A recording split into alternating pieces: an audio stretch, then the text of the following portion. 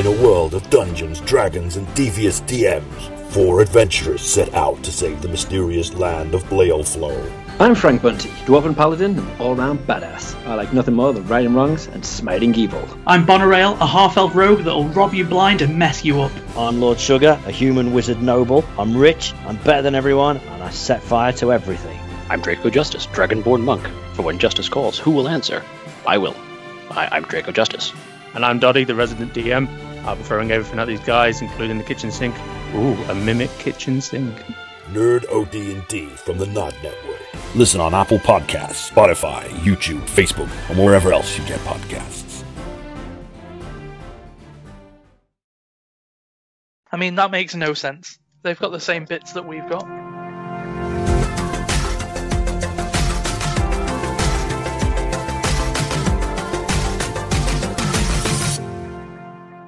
Hello, and welcome to another edition of the Nerd OD podcast. This week, you got me, Dave. It's me, Dan. Me, Reg. And me, Sean. Whoa, we did it with 4 people. It was good. I mean, there was a hesitation there, wasn't there? There was a moment when it could have all fallen apart, but we're here. We're here now, and we're here to celebrate an auspicious event. It's because I was slightly distracted by... Did you say another rendition? An auspicious event. I may have said rendition. Yeah. It meant to be edition. So. Okay, that's fine. That's thanks, Dan. Calling out that I screwed up to justify why you hesitated. I get it. Okay. That's better, exactly. Yeah, we just passed the buck a bit. That makes sense. I know normally the Nerd OD podcast isn't political, but can I just say Happy Joe Biden Day, everybody? I know it's been and gone, but I'm still feeling it. Sean, we can't celebrate it until Donald Trump's final lawsuit is kicked out of court and into the car park of a landscaping company. That's insane. That I don't mind talking about. I know we don't talk about politics much, but I don't mind talking about that. Can I also? That sounds like something we do. No. It is so much better than anybody is making out in the news, and I can tell you exactly one reason why.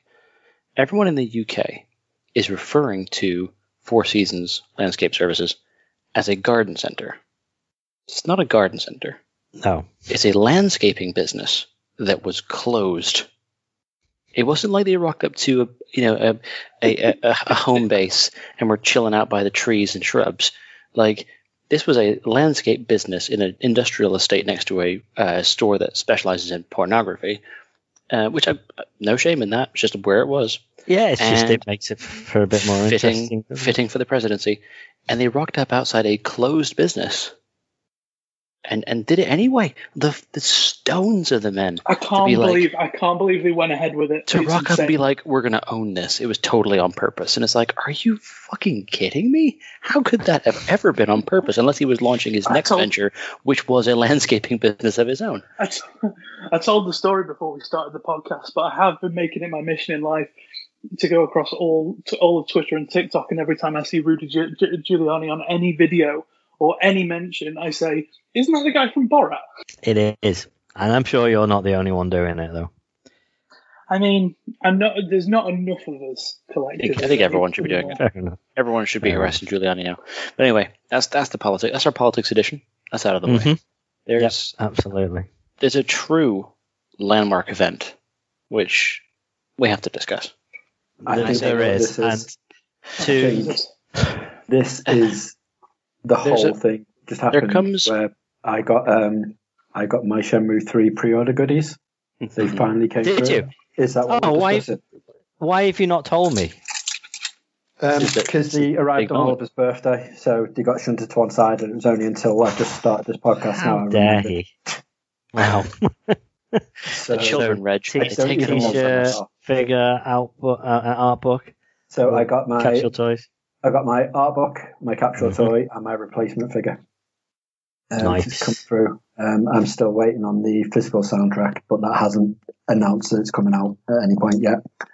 So there's only 2 more things to come, and then that's my full lot. And annoyingly, I got Shenhua as my capsule toy. And did you only get one? A guy from Rex, yeah, because I didn't spend $3,000, so I only got one. Did you not? Fair enough. I like the way you say that, Reg.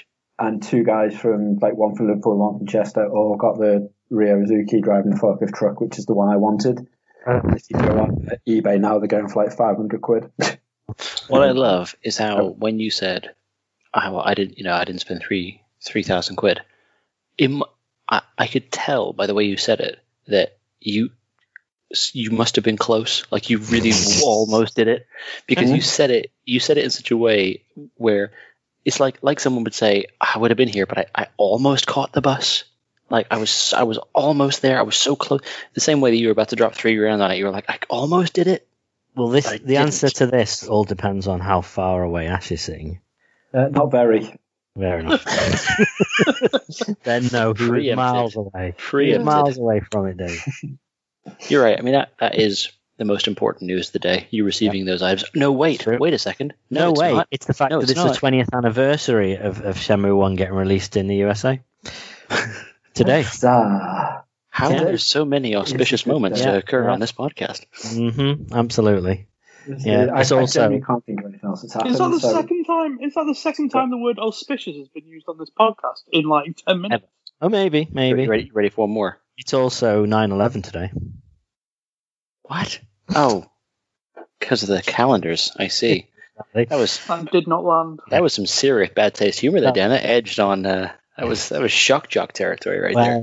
Here's something that might cheer you up that I found the other day, which is entirely relevant to what you're then going to segue in. So we'll let it happen. But here we go. Just going to unmute. Oh, I was just hoping we could try and fill an hour of not talking. 59 minutes of us just going, oh, was it this, Dave? Yeah. Because I've got plenty more. I genuinely want to know what it is. So I have no idea. How do you not know? Sean's in the dark. I'm Commander Shepard. This is my favorite podcast on the Citadel. You might not have been able to hear that very well. Oh, I could hear it. I could feel it. That much background noise, but I'm Commander Shepard, and this is my favorite podcast on the Citadel. That was an official endorsement by Commander Shepard for the Nerd OD podcast. And that's one of those things when I miss a convention, and the fact that I could have met Mark Meir and for free didn't. well. I'm devastated. It's really nice as well. Like probably one of the. All right, Reg. No need to put the boot in. You can tell I'm feeling down about it. Sorry. Is this time did I meet him? Oh, Sean, you hurt me when you say things like that. I reference this man. Did I talk to him? No, you've never met him. I reference this man every other podcast. What are we talking about here?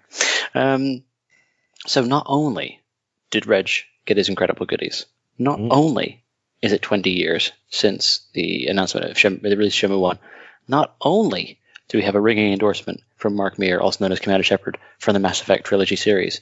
But we've also had our Teslas for 1 year, Dave. No way. I know. Did you get them on the same day?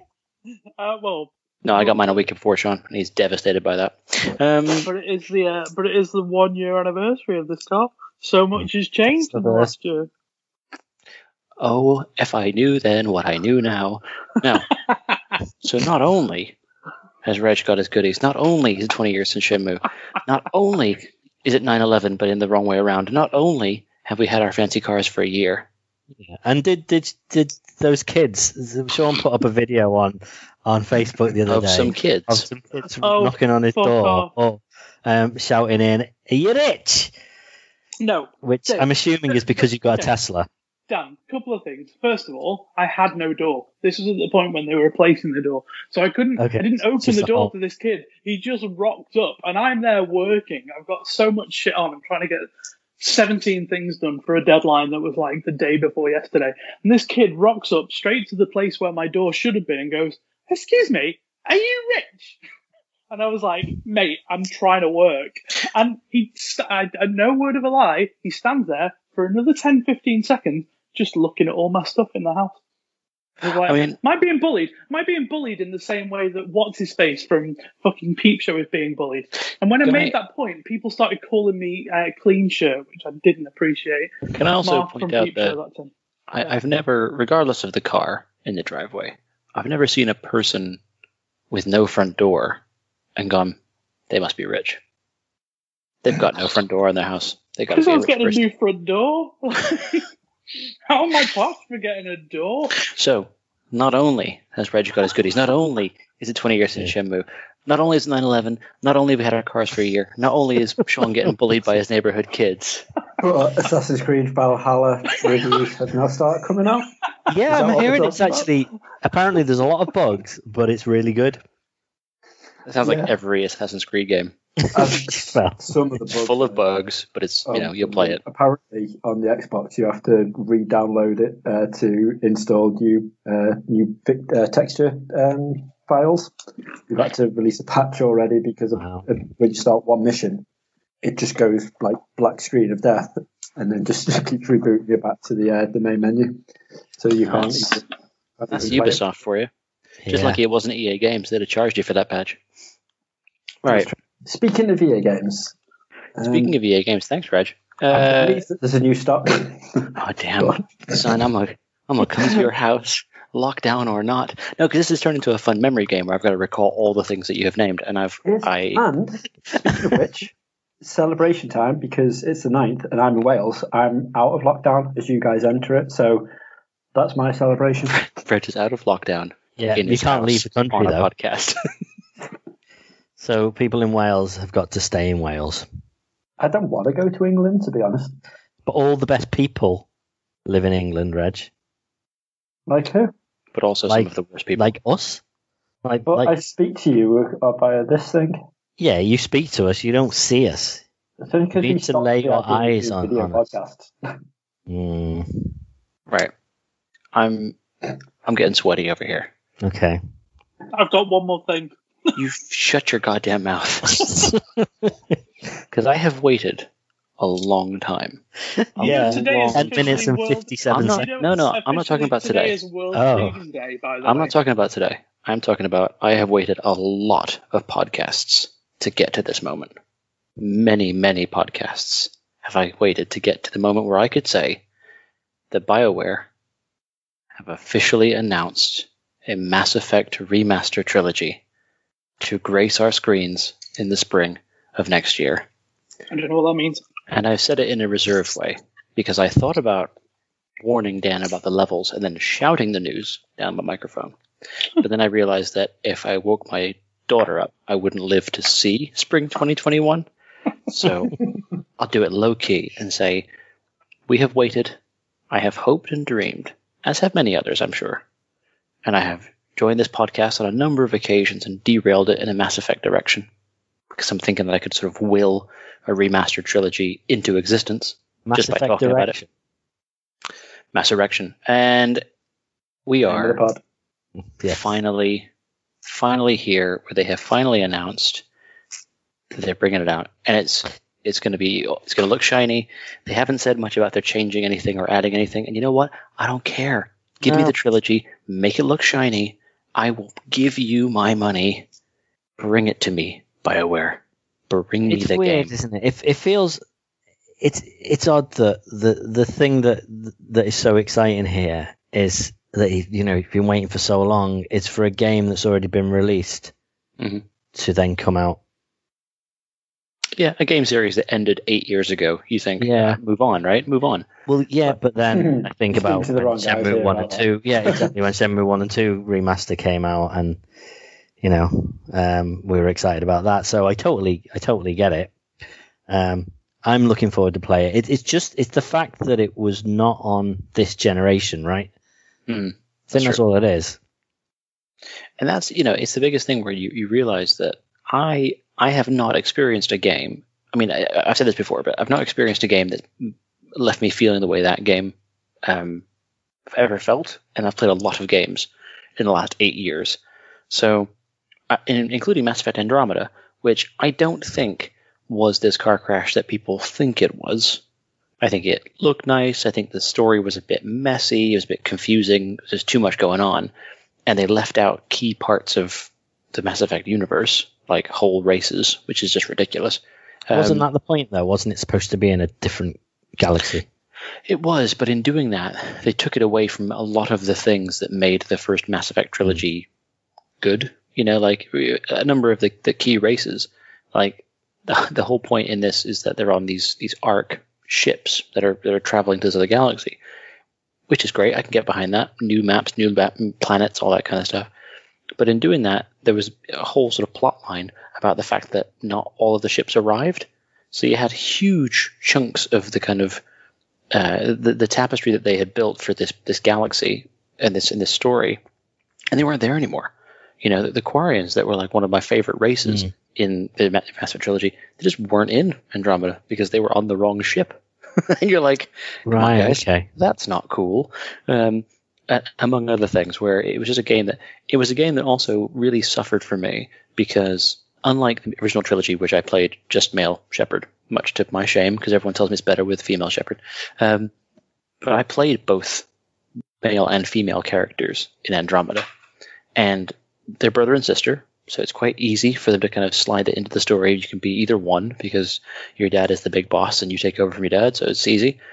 However, what they failed to do was give them equally compelling reasons why they should be in charge. It comes down to whichever one you play, you're on a mission where your dad does a thing and he picks you to take over. But the female character, Sarah Ryder, she is extraordinarily qualified to be the boss, to be the second in command, taking over. Like, she has the history, she has the career, she has all that kind of stuff. The male character, Scott Ryder, doesn't have that, at least nowhere near to the same level.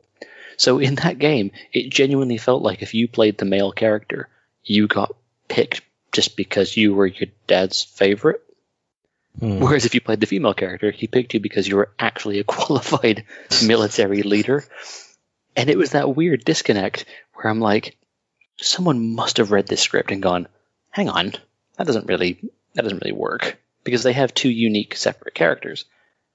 The beauty of Shepard is that whether you played male Shepard or femme Shep, you had the same Shepard, so it didn't matter. But this one, you had two separate, fully fledged characters that didn't really work like that.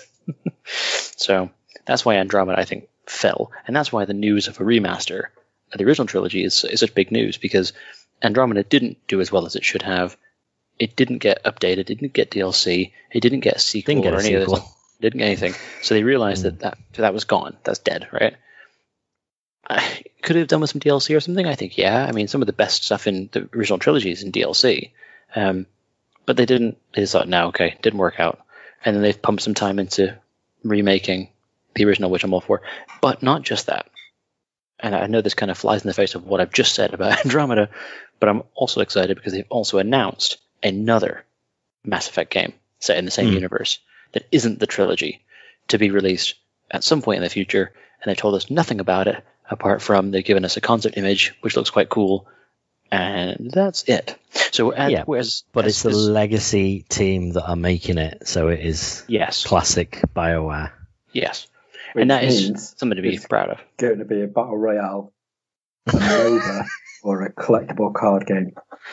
Well, I just remember when they brought out the Apex. I mean, Apex, before Apex Legends became a thing that was actually popular, the Mass Effect 3 tie-in mobile game was called Apex, and it just didn't really. It was like an addition to the main Mass Effect 3, because doing things in it gave you points in the main game, but it just didn't. You never really got anything out of it. It just felt a bit of a just tack on to the side. I played the entire game without playing multiplayer once, so it clearly wasn't necessary. It definitely wasn't, and that's the thing for me. Like, there's lessons. If they don't change anything and they just give it back to us how it was and make it look nice, I'm in. You already know this. There's no question.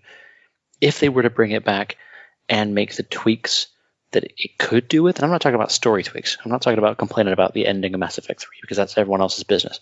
But if they were to tweak the gameplay or tweak certain bits of it, then I think that they could make a real case for why someone should buy this, not just because they're a massive fanboy like I am, but because it genuinely is an even better version of it. That's what I'm hoping for. See, the thing is, each game sort of had its own gameplay style, and it, like, people tend to have their favourites, and it's either number 2 or number 3. I think number 2 tends to get the most love. But then you've also got the planet hopping, where you've got to fly to a planet and scan it and find out what resources it's got. And then the second game, you can drive around in your car on the planet. It feels like if they tried to maybe bring everything in line to whatever was the best version of Mass Effect, those things would start to feel out of place, because you've suddenly got this one massive game where everything plays the same, apart from these little things. So I understand why they're not remaking it. They're just remastering it. They're just making it shiny. They're just going to leave it as it is, because each of those games sort of stands alone like that. Yeah, and I agree, because I think that as much as I think that you could tweak them, you're right, and they do become the same game. And I think that although I will confess to being one of those players who was real annoyed at having to drive everywhere in the first game in your little rover cruising across a whole damn planet, then you had the second game where story-wise, there's reasons why suddenly you can do this thing instead, and it's the whole shooting probes to get resources. And then in the third game, you've got the kind of more, the galaxy's at war, so you're gathering resources to fight this big war. So I think you're right. I think that making them all the same game would take away from the fact that they all kind of fit the story as they are. Because it's something where I know that the first game, although the maps were bigger, which was fine, and in some cases you kind of want a game that's got bigger open maps, but there wasn't as much to do, so you had more space but less things, so everything was just a longer journey to get where you wanted to go. Whereas in the second and third game, they're like, okay, smaller map but more stuff in it, pack it all into a certain place and give it a narrative reason why you're suddenly in this smaller space and why that makes sense, which I think they were always quite good at, making the story, despite the fact that it's about aliens and science fiction in the far future, they generally make it make sense. So if something's happening, it's not a case of suspension of disbelief because this could never happen. It's like it's science based on actual science, and then alien races that make sense based on certain conditions or that kind of stuff. So that's why I got a love for it. I realize now that I'm just fucking rambling here. I'm covering a lot of various different bases in my but I got a lot of love. I got a lot of pent up energy about the fact that they're bringing it back, and I just feel like I can just share it with you all openly. And Dan will eventually cut or edit this into making some kind of sense. That's what I assume. Well, Reg does that now. Any of that? Reg is going to cut all that for me. Yeah, thanks, Reg. Nope. Make me make sense. Never. The one thing I am looking forward to, though, is that when this comes out and you get to play it, that we are still going, so that when you come onto the pod the following week, you can be like, it's been out, I've been playing it, it's amazing. Because we podded for like 4 years before Shenmue 3 came out, and we did the whole announcement of it, and then we stopped podding as Shenmue 3 was out, played. Like 6 months later, we came on and we're like, yeah, it was all right, it's old news now, let's talk about other stuff. And I think it got one passing mention when you went, I really want to know what it was like. I was like, yeah, it was good.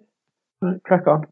So hopefully we get to listen to the excitement as it progresses. That's what I'm looking forward to the most, because I've never completed Mass Effect 1 and I never completed Mass Effect 3.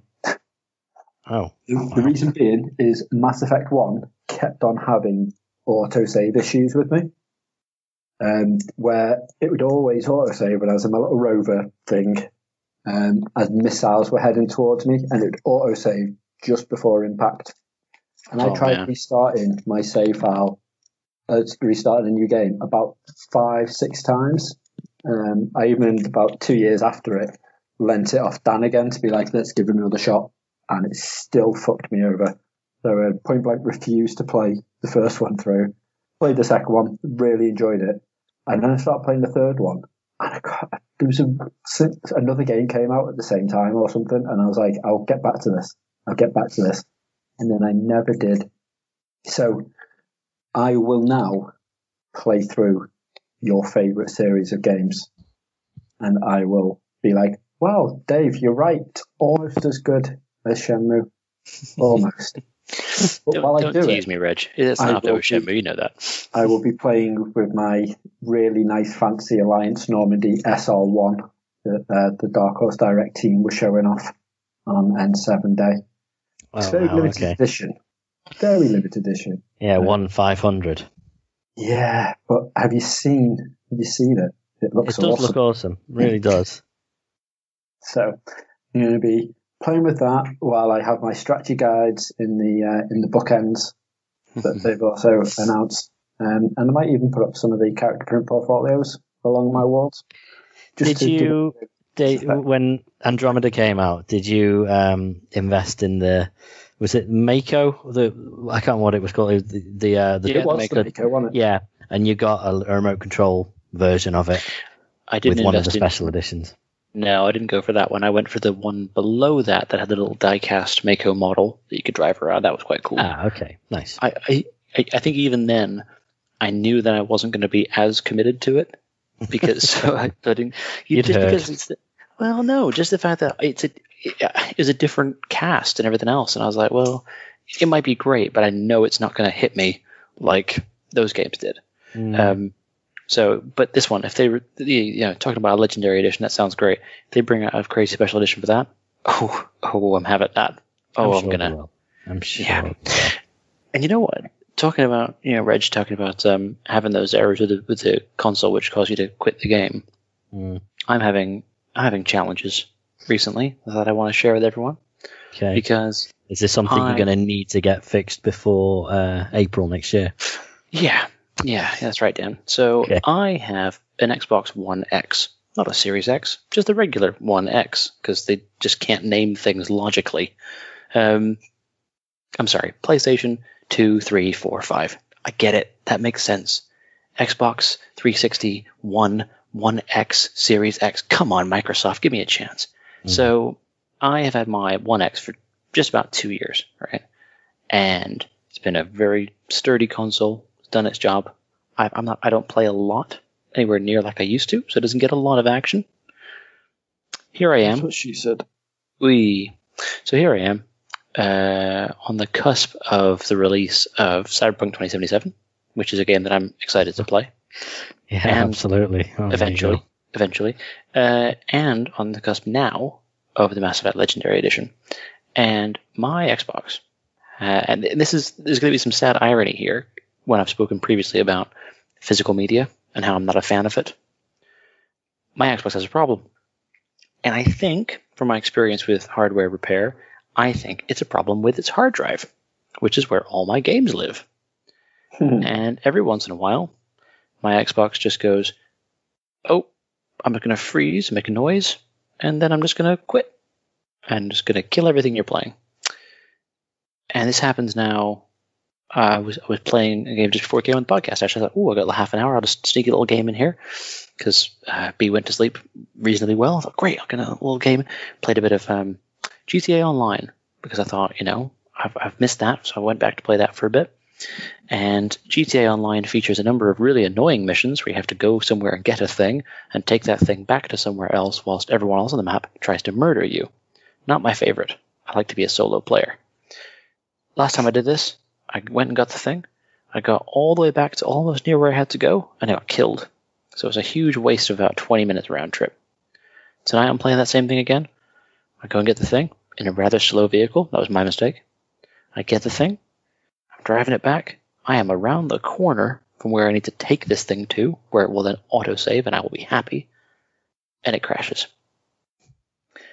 And I've said before, I don't believe in forced obsolescence. I don't think companies kill hardware when they release new hardware. I think that's a silly conspiracy theory. Hardware just fails after time. That's how it works. But it feels real fucking convenient that the first time my Xbox starts crashing is right around the time they announced the Series X. And now it's getting worse on the cusp of release day. I don't want to buy a new console, but I know full well that if I go to Microsoft, they're going to say, give us a bunch of money to fix it, or buy a new one. And that's not the answer. I only play like 3 games. Why does my console not want to work? So I'm very sad. To try and fix it yourself. Oh, Jesus, you kidding me? I think that if I did that, like, I'm not saying hardware repair is beyond me because I have fixed more complicated hardware, but I just know full well that I'll take it out, I'll put a drive in there or something, I won't have copied something properly, I'll have lost all my content, and then what the fuck is the point? And also, putting a solid-state hard drive in there, they're not expensive as much as they used to be, but it's still not a cheap thing to fix anyway if it's the hard drive. So I was thinking that you used to be a literal genius. Oh, I know. No, I'm not saying I couldn't. Used to be. That's how rude. What happened to you, Dave? It's age and life. No, I am. I'm not saying I couldn't fix it, but getting the right hardware, taking it apart, I'll either fix it, great news, or I will properly break it. So it's that kind of thing where I'm just weighing up the option. Also to think about how, getting the right drive and getting the right hardware for it. I don't want to extra bone it because then I'm double out of pocket. But it's a tricky one. So are you thinking I might as well join the PlayStation 5 Master Race? No.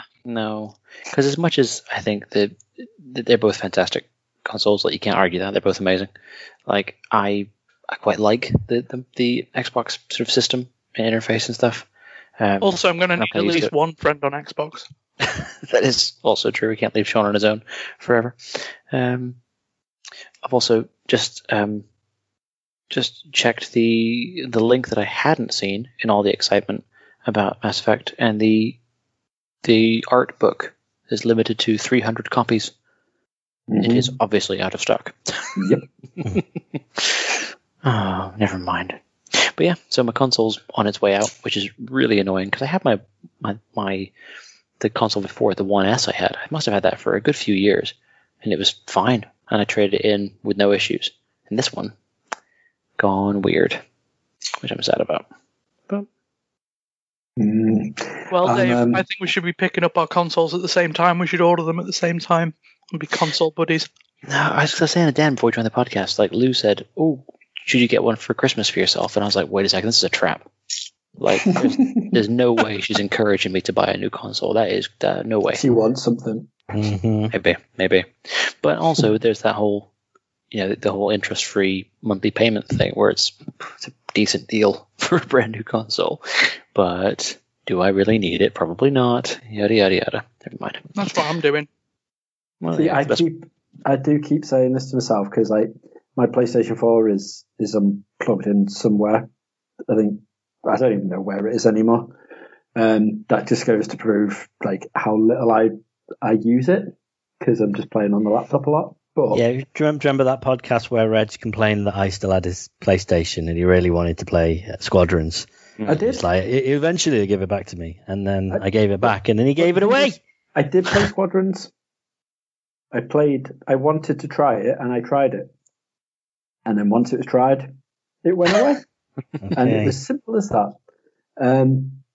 But now all the media pages and YouTube channels and all that have their PS5s and Xbox One X's. And I've been watching the reviews and reading the reviews, and I'm just like, I wasn't that asked about it.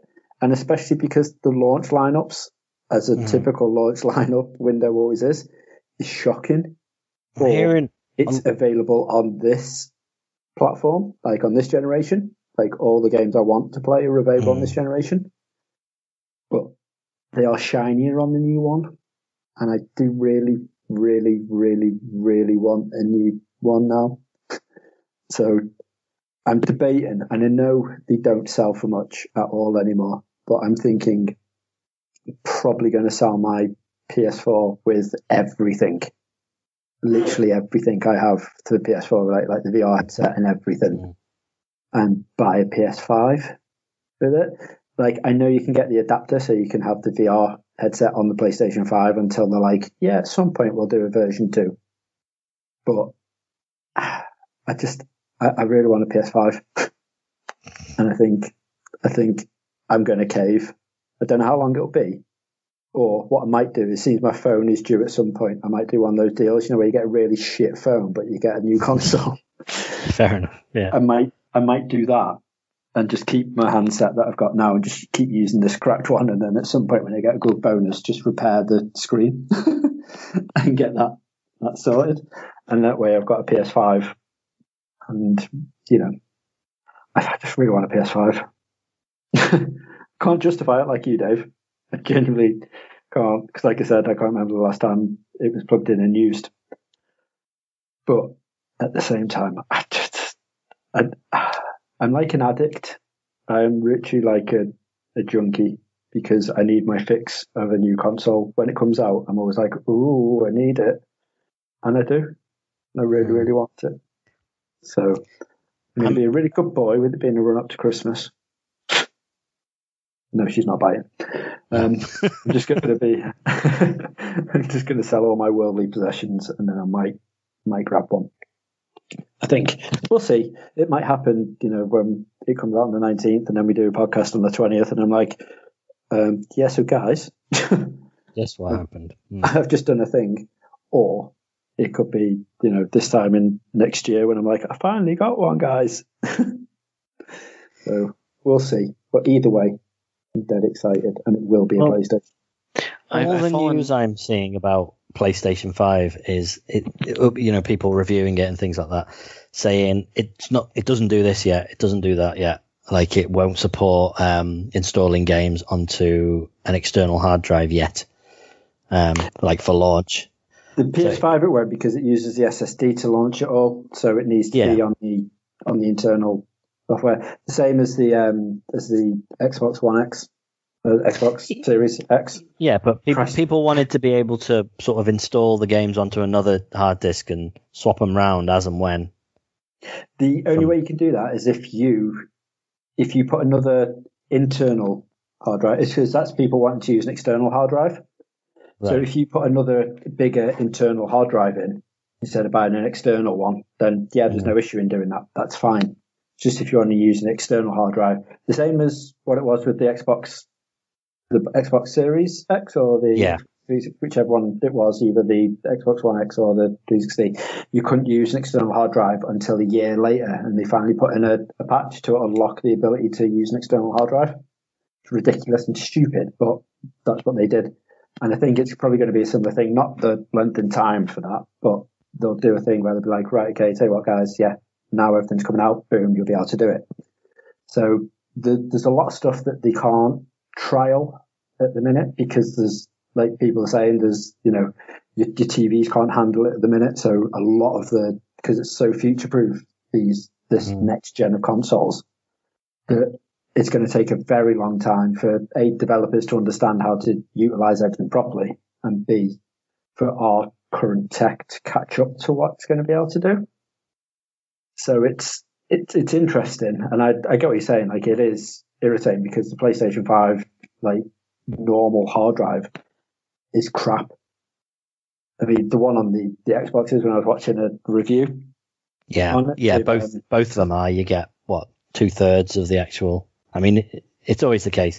Your memory is never as full as it says, so you get about 2/3 the capacity, don't you, to install games on. So on the Xbox Series X, the X edition one, they managed to fit in, I think it was 13 games they placed on it, and on the PS5 they managed to put 11 games on before they were like, now admittedly these were like huge games, so it was like Red Dead Redemption 2 and like Gears 5 and GTA 5, so it was all like big chunky titles, and bloody Warzone, the Call of Duty one, that went on for like that's 130 gig.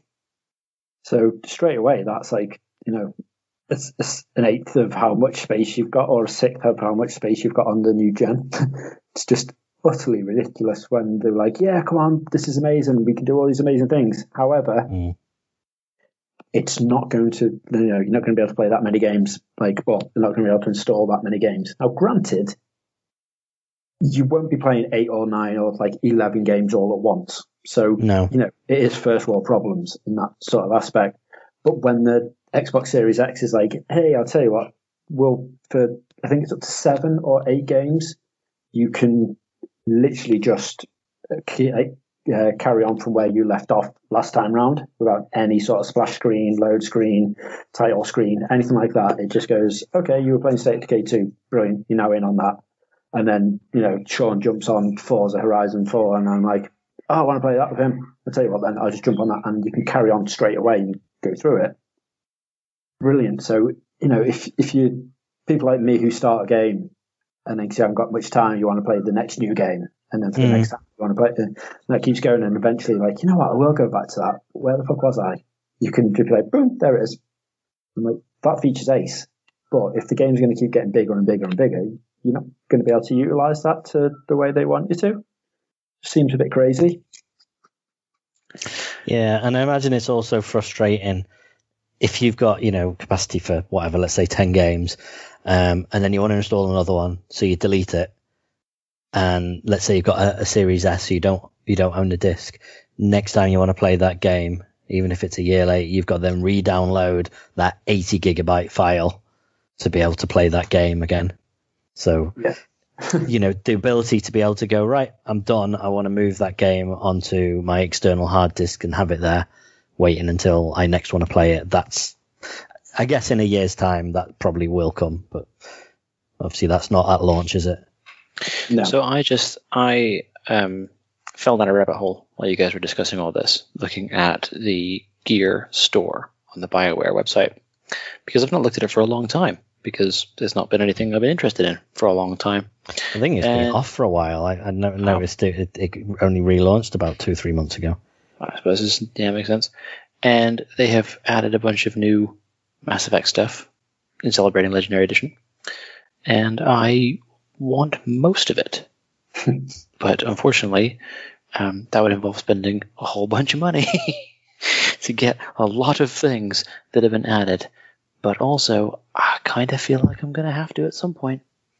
Because I'm looking on there, and they get me with merchandise. Merchandise just gets me, right? Like, a flask and a fucking lunchbox. When am I going to use a lunchbox? Well, I work from home. When am I going to use a lunchbox? But I want it because it's got stuff in it. You don't have to keep going to the kitchen to get your stuff. You can fill your lunchbox, take it to your desk. You know what? I like your thinking, Reg. And there's a watch on here that I just shared in the chat for you guys to look at. And I wear an Apple Watch. I have other traditional watches. I don't wear them. I wear the Apple Watch. But I saw that and thought, I just want it. I just want it because it's covered in Mass Effect logos. I don't need it. It's $250. I do not need it. But I'm looking at it going, yeah, I'd wear that. See, the face is lovely. And I like the little toggle, the actual wind-up bit. It looks really nice. The strap. I hate leather straps. Fucking detest leather straps on watches.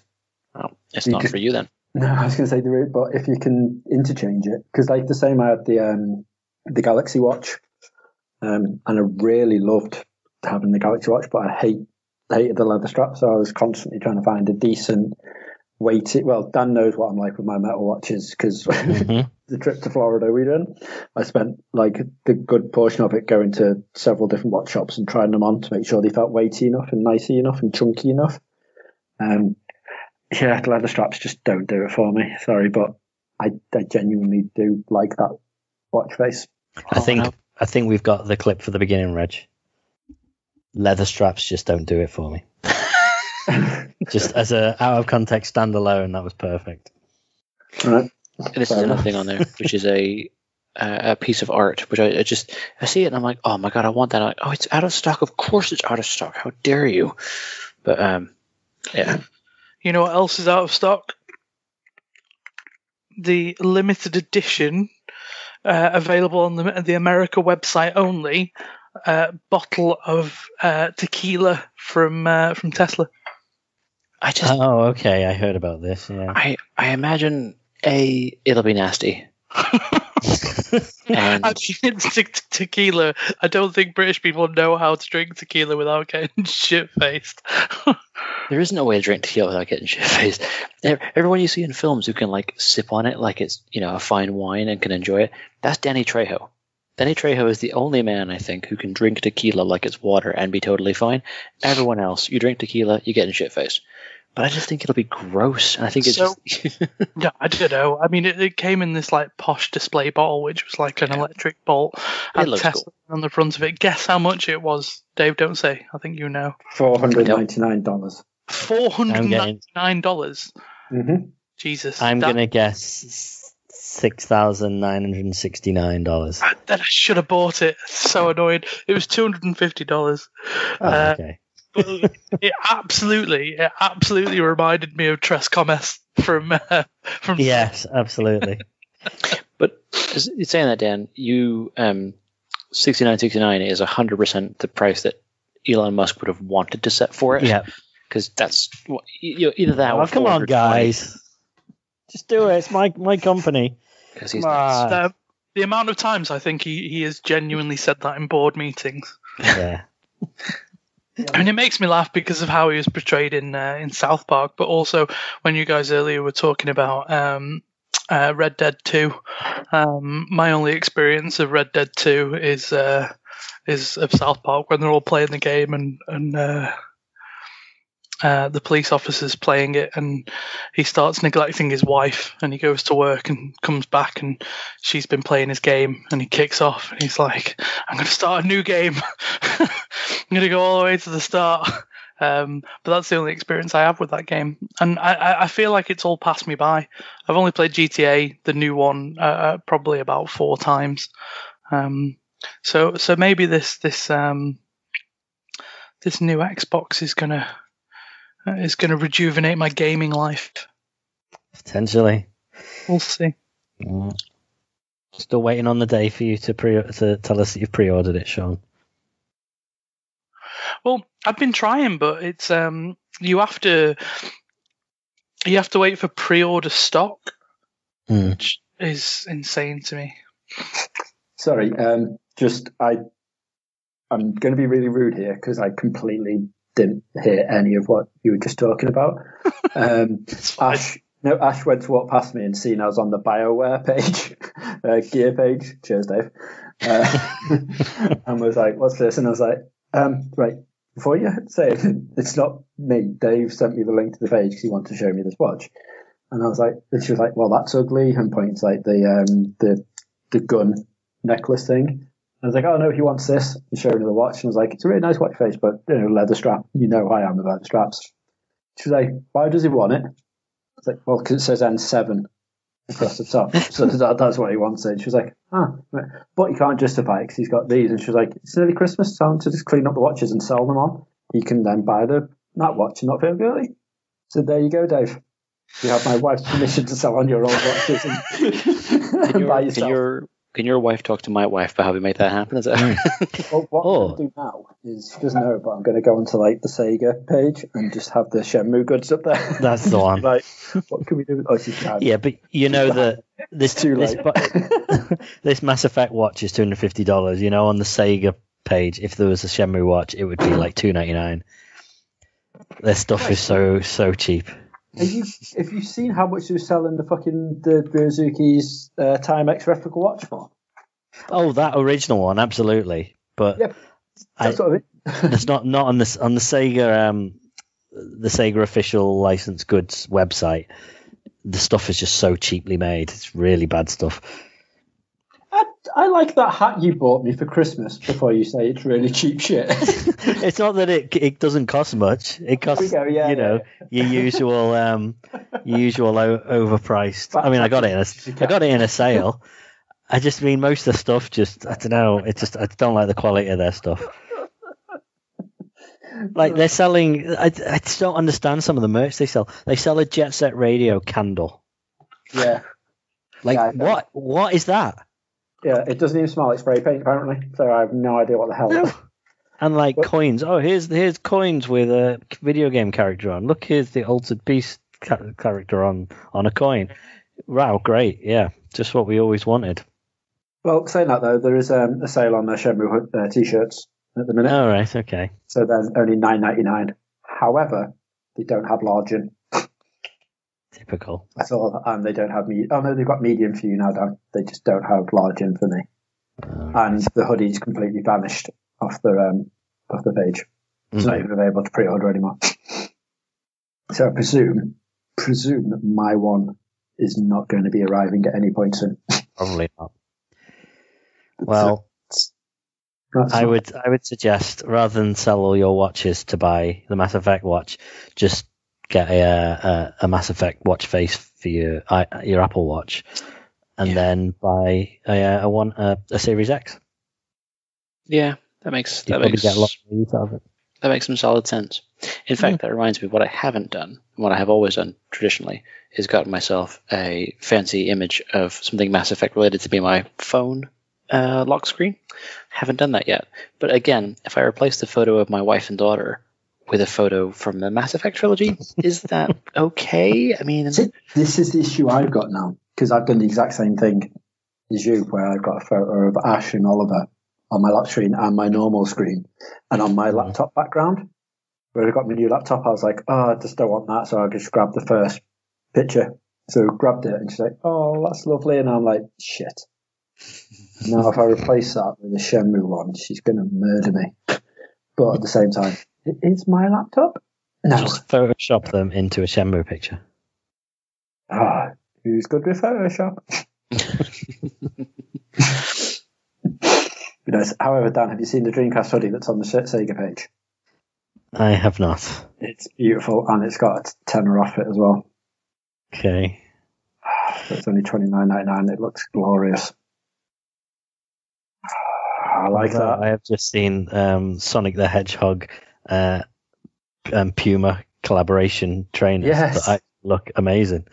And have you seen the Miles Morales ones with Adidas? So obviously, because Miles Morales is just about to come out on the PlayStation 4 and 5. But yeah, now Adidas are like, hey, yeah, buy these Miles Morales trainers, and I'm like, oh, they do look really funky. But yeah, the Sonic ones are case as well, don't they? Yeah, they look really cool, actually.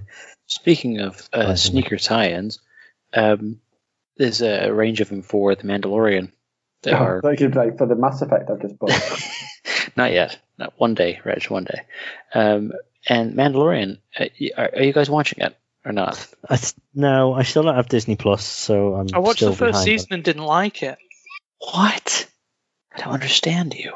That's the only person I've ever heard say they didn't like it. I just got bored. But then again, I wasn't really a big fan of the Star Wars saga anyway.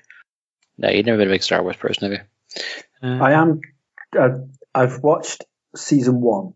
I haven't started season 2 yet, but I will hopefully at some point start season 2. Season 2, obviously, I'm not spoilers, not that kind of guy. It's real good. It's real. Like season 1, there was it was finding its feet. It was getting there. It was feeling. Season 2 is like, here's what you want to see. Here is proper Star Wars space western, cool stuff. Little nods here, like real good. So I heard it was almost like a Deadwood reunion in the first episode. Yeah, there is a feel of that. But Timothy Olyphant, he's in it. He is so good. Like, you kind of just want him to be in every episode because he's that good. I don't know whether he will show up more. I've only watched the first 2, but he is really great. And I've just discovered the image that I had on my computer wallpaper when Andromeda came out. And it's a lovely image, but the game just lets it down. That's sad. Okay. So I'm scrolling. So, question. Tell me obviously what you think about me. Exactly. And also what you think about this question I'm going to ask. So The Mandalorian is releasing weekly, right? Or every so often. I don't think it's got a regular schedule, has it? It seems to be one every week. Friday. It was always every Friday. Last time it was an odd schedule, wasn't it? Season 1. Yeah. Do you prefer that, or do you prefer them just dumping the entire series onto whatever streaming platform it is, so you can watch it immediately or at your leisure? I'm undecided because it is exciting. Like Better Call Saul, for example, it is exciting when they stretch it out. But at the same time, I do like to binge. So I'm firmly in the quite enjoy the weekly camp, and that's predominantly because it's a lot less chance of hitting spoilers. Because if I make sure I watch the film within the first day or 2, that's very true. Yeah, if they Also- release it all in one go, you know you're going to get someone on day 2 posting scenes from the final episode. Orange is the New Black made reference to this whole argument, which was one of the characters. Has anyone seen Orange is the New Black all the way through? Yeah. So I can't remember her name, the crazy one, where she starts writing little stories, and everyone's like, "We need more," and she's like, "Listen, I've given you all I have." Like that's kind of what's going on with the You writers, always right? call her the crazy one, Yeah. and you don't Crazy realize that Eyes. her name's Crazy Eyes. Yeah, but her real name, I can't remember her real name. That crazy one with the eyes. Yeah. But they made that joke. They were like, "Look, we the writers have just given you everything, all we have. What That's more do it. you need?" That is a problem, isn't it? When you've got a show that's like, let's say 24, for example. Back when TV shows, whenever they came out, they were 20-something episodes. Like you had 25 episodes a series of Star Trek and whatever, 20 episodes of Lost. Whereas now it seems to have settled on a lot of them are like 10 to 12 episodes. But back big then, budget episodes. you're talking there would be 12 episodes, there would be a little break, and then there'll be another 12 episodes. And that would be half a year taken up. So that means it was only then another half a year until that series was back. Yeah. So, yeah, it was good to sort of drip feed it now. Now you're getting sort of 10 episodes and they're dropping all in one go, and then you have got this entire year waiting for the next season. That is a bit frustrating. I mean, in fact, when was the last season of Stranger Things out? I don't, It was last year, but yeah, I get your point. And also, I really when Westworld was out this year, I really enjoyed talking to Reg about it. I was just about to say this. Yeah, I was going to say it depends on the show as to whether or not I like to either be able to binge it or not. Like with Westworld, I like the space between episodes. I think, what the fuck just happened then? Absolutely, and then, you couldn't and then binge me that, and Sean could you? just spent in fact it was the entire week talking about it. Yeah, I wouldn't have been able to do that if it was just all binged, because the conversation wouldn't have flowed as well. We would have, and this is another thing, you forget about bits, don't you? Like, what the fuck happened in episode 6 when you don't get to appreciate 10 hours and stuff? Yeah. You don't get to appreciate that episode as its own episode, do you? It's just part of the chain, isn't it? Exactly. So I totally I've decided there was drip feed. fair enough. So there's a point to this. Netflix are launching a traditional TV channel in France because apparently, it's called Direct, and apparently France in particular, they're testing out there because France haven't really adopted the binge watch thing as well as a lot of other countries. Yeah, they like things to be like, they also don't like the the overwhelming choice of, right, what am I watching now? And you sit there flicking through for hours trying to decide. It's That's actually a really good idea. I'd watch the old version of this was you'd walk into Blockbuster and you'd be like, right, what movie are you going to rent? And you could spend like half an hour in there looking around trying to decide what film. Yep. Now it's on everything. It doesn't matter what you're doing. You've got Apple Music, you've got Spotify, you've got Netflix, you've got Amazon. You have no idea what to watch. So I think they're, without kind of knowing exactly like too much about it, it looks like they are, putting regular, some of their big shows just on at regular time slots throughout the week. So it's like, right, if you want to tune in now, it is on. That's so clever. Because, if you come into my house at any one point, on in the background will be either Bob's Burgers, The Office, or probably Archer. There's a couple of shows that I watch over and over again. I just have on in the background. But if there was a TV channel, I could just have that on. That would be good. And also, I'm guessing if you're paying for it, there wouldn't be ads, because that's one of the benefits of that's one of the reasons why I completely avoid terrestrial TV. Like, the only thing I'm watching terrestrial at the moment is Taskmaster, because it's back on. But even that, I'm not watching live. No, I'm watching on Channel 4. But Channel 4 have been, I was talking about this the other day, Channel 4 have been really clever with the fact that they've just hosted all of their library, but littered it with ads. Unlike what iPlayer do, which is have cycling shows on there, but don't put any ads on. I'm guessing because of cost. But Channel So 4 stuff will can only be on there for a afford month to, and then it'll move. Yeah, but Channel 4 can just afford to archive the whole thing because they're paid Yeah. for, right? But you can also pay for a subscription to go ad free, so just have exactly the same can you? shows but go ad free. Yeah. How much is it? BritBox I'm not or sure. something, isn't it? No, yeah, absolutely. BritBox is BBC and is that ITV BBC, and Channel is it? 4. Well, it's a bunch of them all together to go ad free, and so Also, you've like got Sean's saying, iPlay will remove a show after a month or whatever. This is permanent, but no, Channel 4 you can pay for a subscription, pay for like all 4 plus or something like that. You've got exclusives at the moment on BritBox, like Spit and Image, for example, is exclusive. Yeah, exactly. They're finally going into some some original content. Speaking of iPlayer, so, and this is to take it back to, I feel like most episodes we need to have an installment about my kid and Reg's kid and the TV shows they watch. It's important. Everyone wants to know this. That's right? why you need a podcast, Dave. I know, I'm working on it. But recently, B has discovered In the Night Garden. And I don't. Which one's a whore? Is it Upsy Daisy? Yeah. She is. I don't understand Upsy Daisy and Iggle Piggle. I swear to God that I bet you there's an adult naughty version of In the Night Garden, because how long they go each episode kissing and touching each other non-stop is just a bit creepy and weird. There is a bit of that, isn't there? Yeah.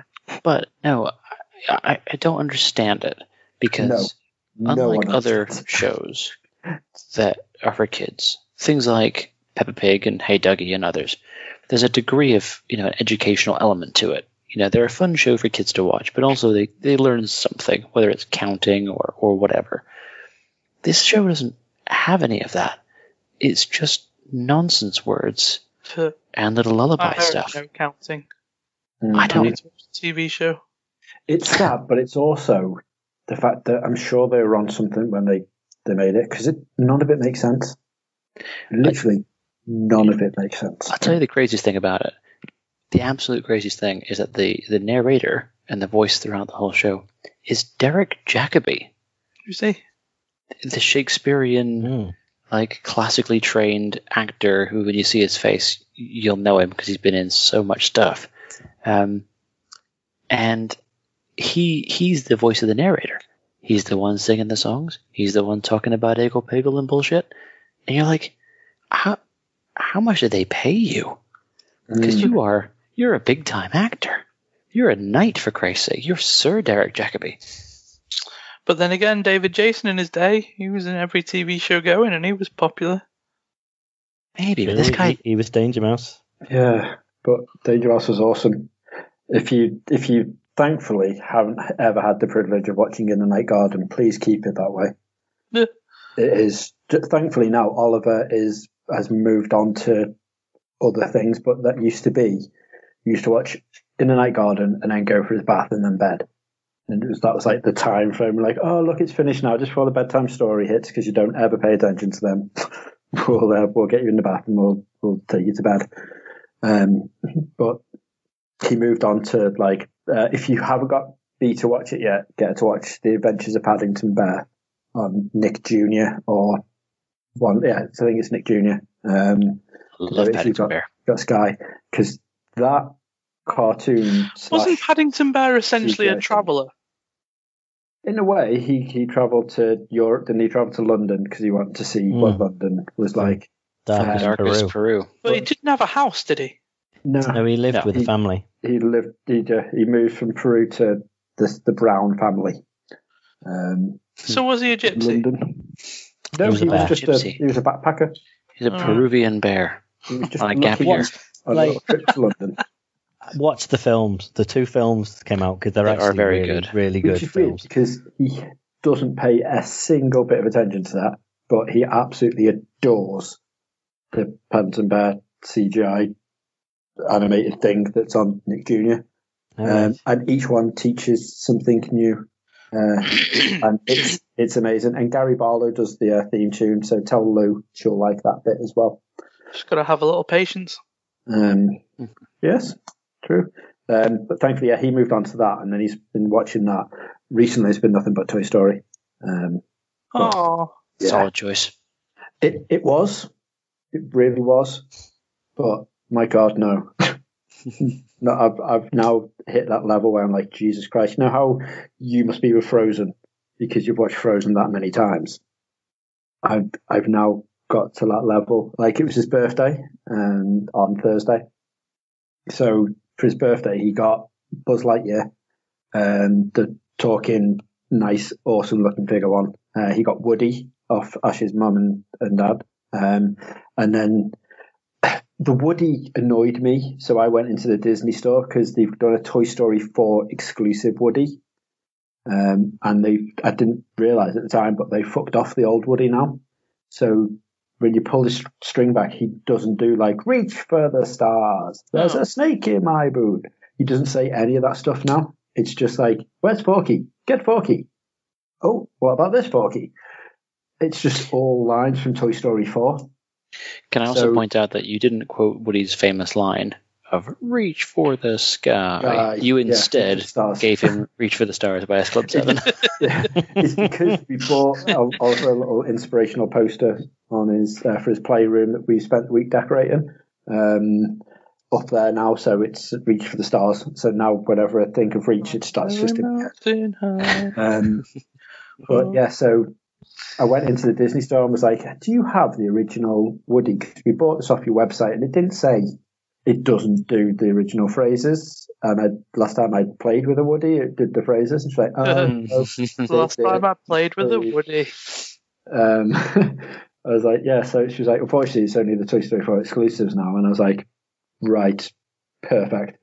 You can go online and find like one pristine on eBay that's never been touched for like 400 quid. But if you don't want to do that, you've got to stick with the original Toy Story 4 one. That's from the sequels, Reg.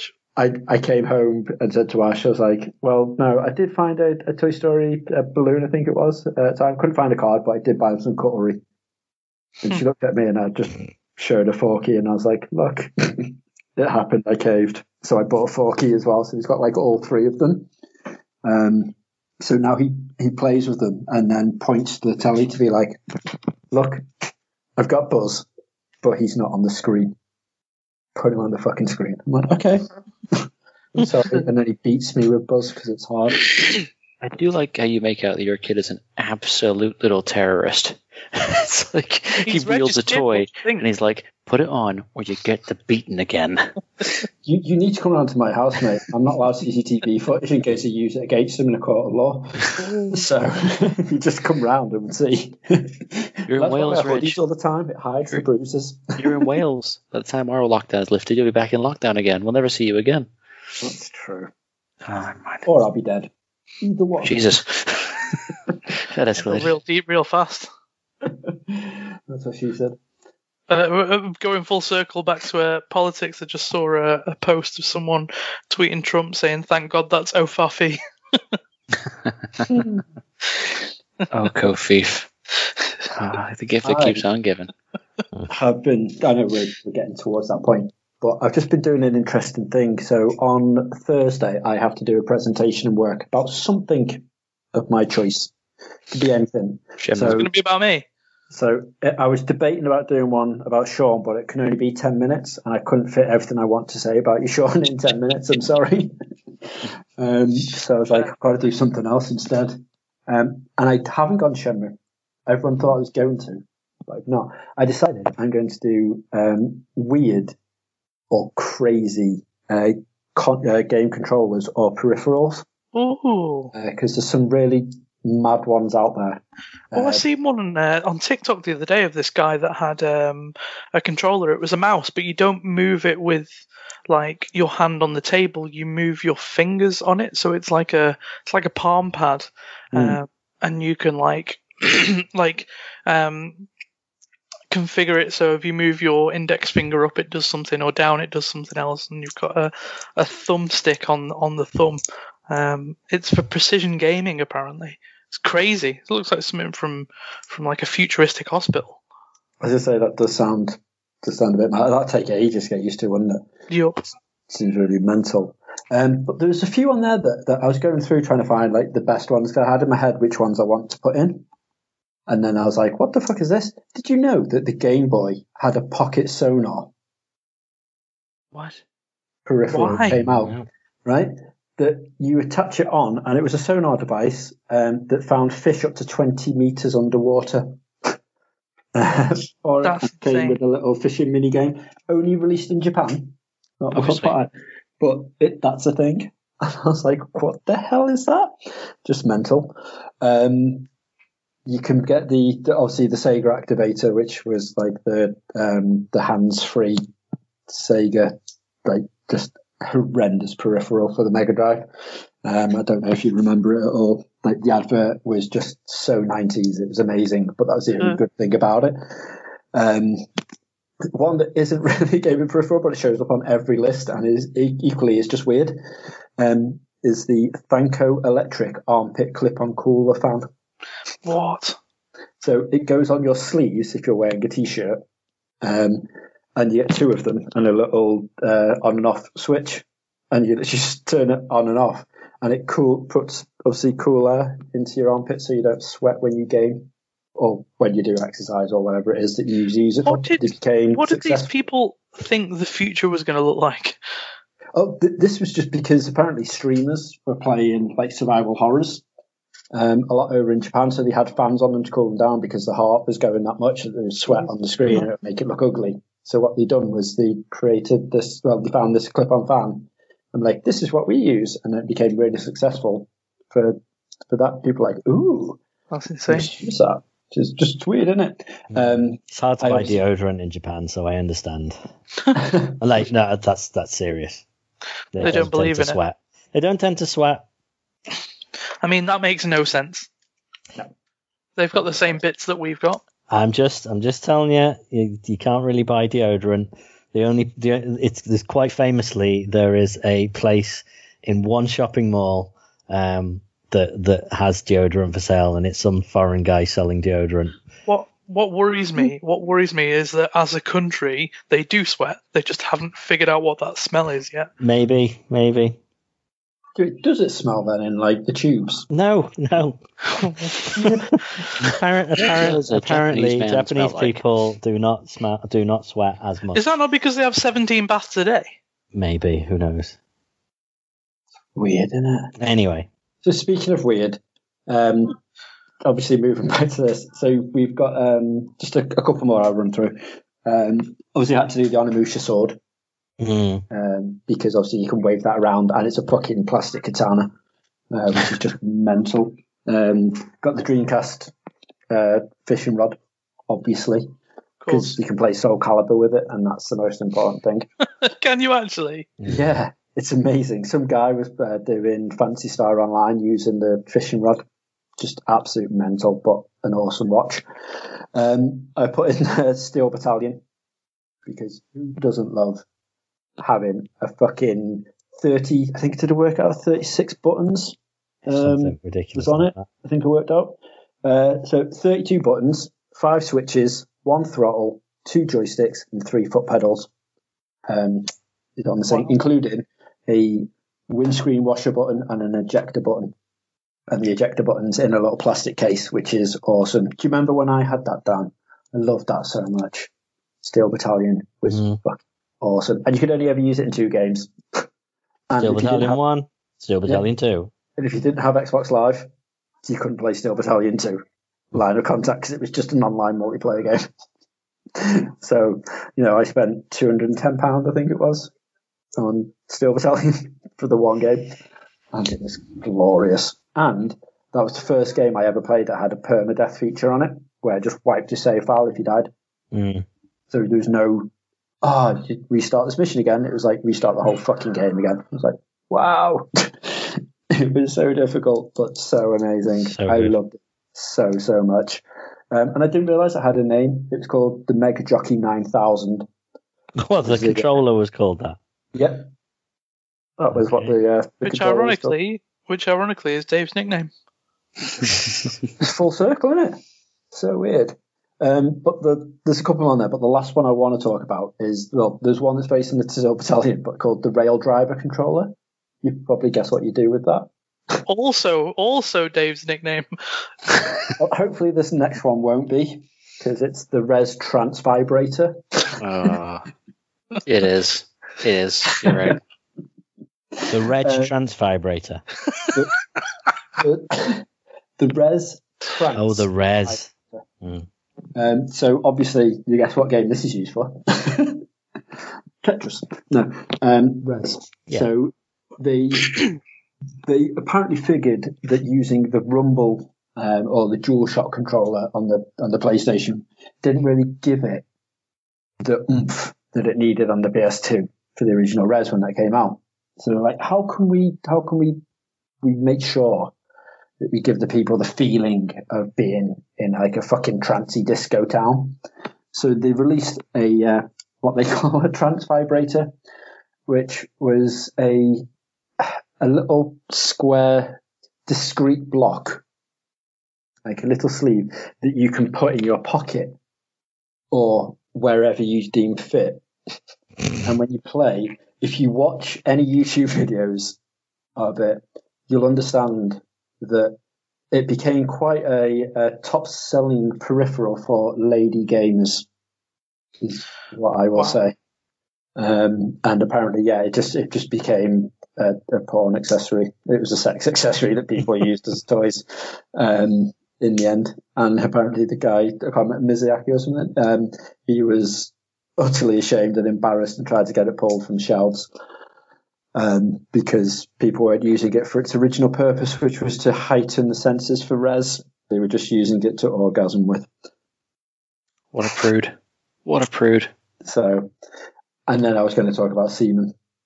But I realised we've already talked about semen before. Mm-hmm. So I won't. We bring semen up a lot on this podcast. We do, it's just because it's so weird. Great. So weird and unique. So, yeah. If that's not a place to end it, I don't know what is. if one of us wasn't lockdown Reds, then I would have brought you my copy of Seaman. I would have brought you my Somebody Amigo maracas. I've got all sorts of odd peripherals at my parents. So like the Donkey Konga bongos are awesome as well. There's so many like light gun peripherals and stuff that are just so fucking insane. Like the Konami laser scope that you actually shout fire in order for it to shoot, but it never actually worked. There's just so many amazing peripherals, but I was like, you know what, I'll just find some weird ones and go with them. And I think I'm quite content with the ones I chose. And I think the Res one is quite a fun one to end on. The other one which I won't talk about is the Wii inflatable racing kart, which obviously you use for Mario Kart. It's just mental. So yeah, inflatable racing kart. That's an accessory that couldn't be more Nintendo if it tried, I think. Just a quick one though. You're talking about racing cars. That new Mario Kart game they brought out with the real karts with the cameras on them. Yeah. There are numerous amount of TikTok videos of people playing those games and the cats chasing them. Yeah. So you're like racing around underneath the tables, getting like question boxes and shells, and all of a sudden you just see this like out of proportion cat. So yeah, my house is not big enough for one at all, but I want it just for the sake of Benjamin. I think it would be brilliant. Yeah, I do want it, but I'm in the same position as you because we've got so many toys and stuff. There's no point in me getting it. Yeah. Just because he'll be like, "Oh, what's this? That's mine now." I'm like, "Oh, it was fun while I had it." Brilliant. Right, guys, it's been a pleasure. Yeah, it's been all right. Always a pleasure. Never a Dave, do you by chance remember what we were celebrating today in regards to anniversaries? Do you want to just give us a quick recap? So, we got 20 years since the release of Shenmue 1. We got Reg's Shenmue-related merchandise. We've got 9/11, but not that one. We've got. I'm gonna miss 2 or 3 of them out. We've got Posh Cars. Oh, a year from the Posh Car. We've got the same calendar quarter where Sean got bullied by kids on his street for having no door. We've got clean Are shirt. we celebrating that? I'm celebrating that because it's great. We got 2 years old my Xbox because now it's fucked. And skipping to the end, we've got Mass Effect Legendary Edition. Woo, finally announced. Happy Joe Biden week, everybody. Oh, and Joe. Oh, yeah, the election. No, it's no big deal, is it? Just Joe Biden. Sorry, Happy Joe Biden week to 52% of you. Just enough, they say. Exactly. Anyway, thanks for listening. See you next time. Thanks, team. Bye. Bye. Bye. Bye. Bye. Bye.